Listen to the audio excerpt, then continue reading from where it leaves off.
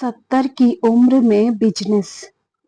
नमस्ते दोस्तों, मैं केटी वॉइस स्टोरीज चैनल से आज की कहानी रामनाथ और जानकी चाचा चाची की है। ये कहानी बताएगी कि बुढ़ापा लाचारी नहीं, हिम्मत का दूसरा नाम हो सकता है। रामनाथ और जानकी दोनों ने अपने जीवन का अधिकांश समय एक छोटे से खेत में खेती करते हुए बिताया था।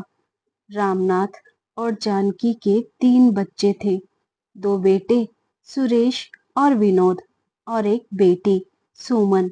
वर्षों की मेहनत के बाद उन्होंने अपने बच्चों को अच्छी शिक्षा दी, जिससे वे शहर में अच्छी नौकरियों में लग गए।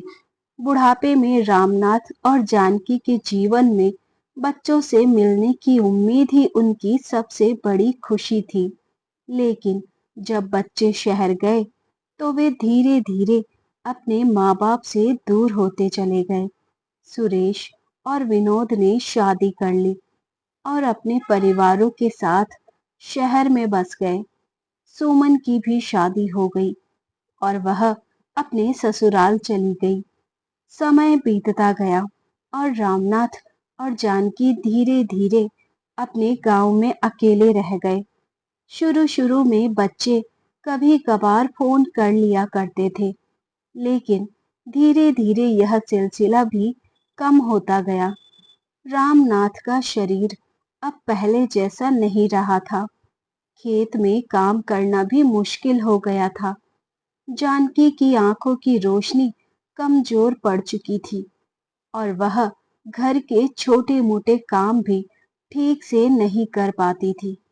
एक दिन गांव में एक बुजुर्ग सभा का आयोजन हुआ। वहां कई बुजुर्ग इकट्ठा हुए थे और सब ने अपनी समस्या साझा की थी।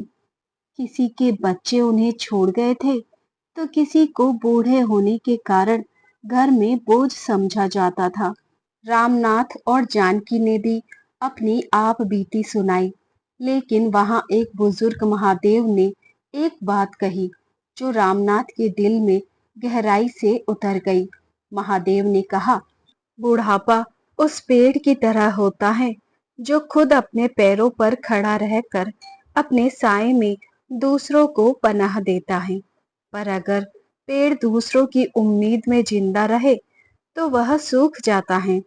इस बात ने रामनाथ और जानकी को सोचने पर मजबूर कर दिया।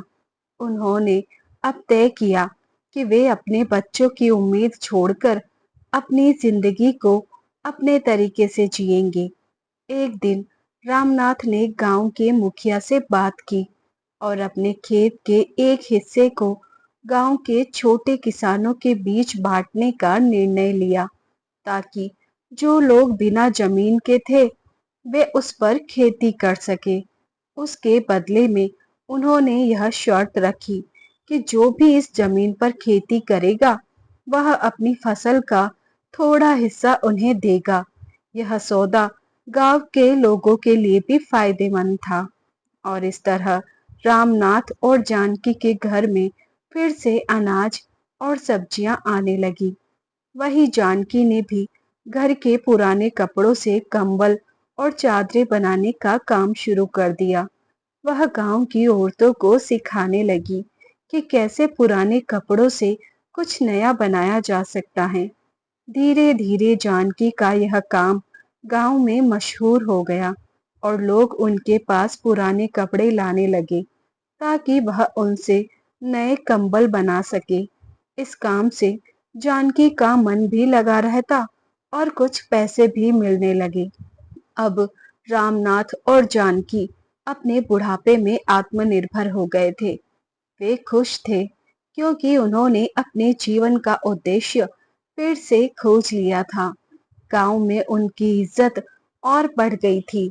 बच्चे जब भी कभी फोन करते तो वे सिर्फ उनका हालचाल पूछते और किसी शिकायत के बिना अपनी जिंदगी के बारे में बताते। एक बार सुरेश और विनोद ने सोचा कि वे अब माँ बाप को अपने पास शहर बुला लेंगे, लेकिन रामनाथ और जानकी ने साफ मना कर दिया। उन्होंने कहा, हम यही ठीक हैं, तुम्हें चिंता करने की जरूरत नहीं है।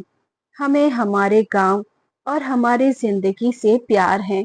समय के साथ रामनाथ और जानकी का स्वास्थ्य और कमजोर होता गया, लेकिन उनका आत्मविश्वास और दृढ़ता कभी नहीं डगमगाई। एक दिन जब रामनाथ की तबीयत बहुत खराब हो गई, तो गांव के लोग इकट्ठा हो गए। डॉक्टर ने बताया कि रामनाथ के बचने की संभावना कम है। जानकी यह सुनकर चुप हो गई, लेकिन उसने अपने आंसू नहीं बहाए। उसने रामनाथ का हाथ पकड़ा और कहा, हमने अपनी जिंदगी जी ली है, अब समय आ गया है कि हम इस यात्रा को खत्म करें। लेकिन मैं जानती हूँ कि तुम जहाँ भी रहोगे, हमेशा मेरे साथ रहोगे। रामनाथ कुछ दिनों के बाद इस दुनिया को छोड़कर चले गए। जानकी अकेली रह गई, लेकिन गांव के लोग उसका सहारा बने रहे। रामनाथ की मौत के बाद जानकी ने भी अपनी बाकी जिंदगी गांव की औरतों को सिखाने और दूसरों की मदद करने में बिता दी। उसकी आंखों में अब भी वही चमक थी, जो रामनाथ के साथ बिताए पलों की यादों से आई थी। जानकी को हमेशा गर्व था कि उसने और रामनाथ ने अपने जीवन के अंतिम दिनों में किसी पर निर्भर न रहकर आत्मसम्मान के साथ जीने का रास्ता चुना। यह कहानी सिर्फ बुजुर्गों की नहीं, बल्कि उन सभी की है जो अपनी उम्मीदों को छोड़कर अपनी जिंदगी के नए मायने खोजते हैं। जीवन में सबसे बड़ा सुख वही है जब इंसान अपने आप को पहचान ले और दूसरों की मदद करते हुए अपनी खुशियों को तलाश करे। इस तरह रामनाथ और जानकी की कहानी एक उदाहरण बन गई कि उम्र चाहे जो भी हो, आत्मनिर्भरता और आत्मसम्मान से बड़ा कोई सुख नहीं। हौसला हो तो 70 साल में भी नई शुरुआत हो सकती है। दूसरों की मदद करोगे तो अकेले कभी नहीं रहोगे, पूरा गांव परिवार बन जाता है। तो दोस्तों, क्या आपके घर में या आसपास कोई रामनाथ जानकी हैं? आप उनके लिए क्या करते हैं? कमेंट में जरूर बताना। अगर कहानी दिल को छू गई हो तो लाइक और शेयर कर देना, ताकि ये मैसेज हर घर तक पहुंचे। मिलते हैं अगली कहानी में। धन्यवाद।